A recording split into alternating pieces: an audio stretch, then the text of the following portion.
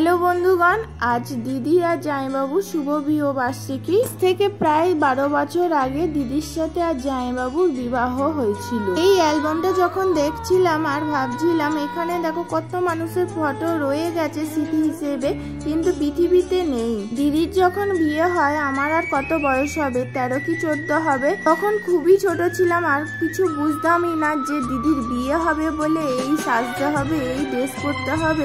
দেখো আমাকে কেমন ক্যাবলা পাড়া দেখতে ছিল। আমার দিদি এখনো পর্যন্ত বলবে কি অল্প বয়সে আমি বিয়ে করে নিয়েছিলাম। জামাইবাবু তো যথারীতি দিদিকে রাগায়, বলবে তুমি বিয়ে পাগল মেয়ে ছিলে বলে সেই জন্যই অল্প বয়সে বিয়ে করে নিয়েছো। তো বছরে ফটোগ্রাফার ডিফারেন্স তো একটু হবেই। আগেকারের ফটোগুলো দেখো একটু ম্যাট মতন ছিল আর এখন কত ফটোগুলো গ্লজি লাগে। আমার অ্যালবামের সাথে দিদির অ্যালবাম যদি পার্থক্য করা হয় তখন আকাশ পাতাল লাগে। আমার দিদির বিয়ের সময় না ছিল মেহেন্দি আর্টিস্ট, না ছিল মেকআপ আর্টিস্ট। এখনকার দিনে ছিল বিউটিশিয়ানের দিদিরা।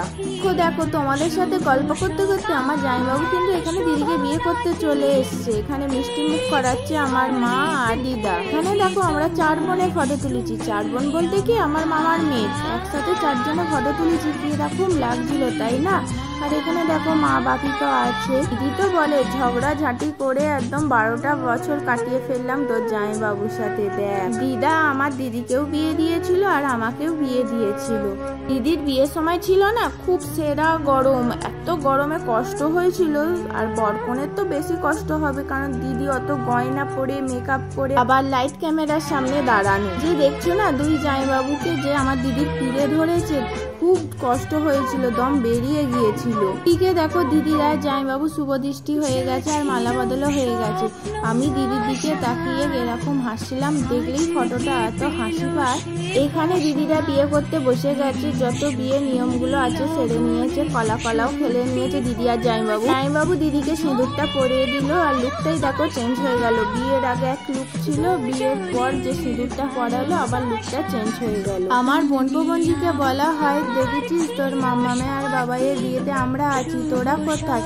আমার বোনজি বলবে আমিও তো ছিলাম, পেট থেকে সবকিছুই দেখছিলাম। দেখো দিদির যে বিদায়ের ফটোটা দেখছো না, আমার একটা কথা মনে পড়ে গেল, তোমাদের সাথে শেয়ার করছি। আমার দিদি আবার ভিডিওটা দেখলে বকবে কি জানি না, তাও বলে দিচ্ছি। আমার মা কাঁদছিল বলে বলছে তুমি কাঁদছো কেন, আমি তো আবার আসবো। দিদি যখন বিয়ে হয় তখন দেখো খুবই রোগা ছিল আর এখন ছেলে মেয়ের মা হয়ে গেছে, কত গুবলু গাবলু হয়ে গেছে। আর দিদির কোন লুকটা তোমাদের ভালো লাগছে, বিয়ের দিন না রিসেপশনের দিন? তোমরা কমেন্ট করে জানিও। বিয়ের দিন তাও তো বিউটিশিয়ান সাজিয়েছিল আর দিদি শ্বশুর বাড়িতে ওখানে কে একজন পাড়ায় সাজিয়েছিল। কেমন সাজিয়েছিল দিদি সেরকমই সেজে নিয়েছে। এখনকারের তো মতন নয় যে মেকআপ আর্টিস্ট আগে থাকতে বুক করে রাখতে হবে। এখনকারে মেকআপ আর্টিস্ট পাওয়া খুবই মুশকিল, আগে থাকতে না বুক করলে ভালো মেকআপ আর্টিস্ট দেখতে গেলে। দিদিকে তো আমরা 2 বোনে মিলে বলি তোমাদের অ্যানিভার্সারিটা একটু ভালো করে করো, যেরকম বিয়ে নিয়ম ছিল সেরকম সব কিছু মেনে একটু করো, তাহলে আমরা আবার ভালো করে এনজয় করতে পারবো। তোমাদেরকে তো আমার দিদির বিয়ের অ্যালবাম তোমাদের সাথে শেয়ার করলাম, কেমন লাগলো জানিও। আর আমার মায়েদেরও বিবাহবার্ষিক আসছে, তোমরা যদি কেউ অ্যালবামটা দেখতে চাও তাহলে জানাবে কমেন্ট করে মায়েদের অ্যালবাম, তাহলে আমি তোমাদেরকে দেখাবো।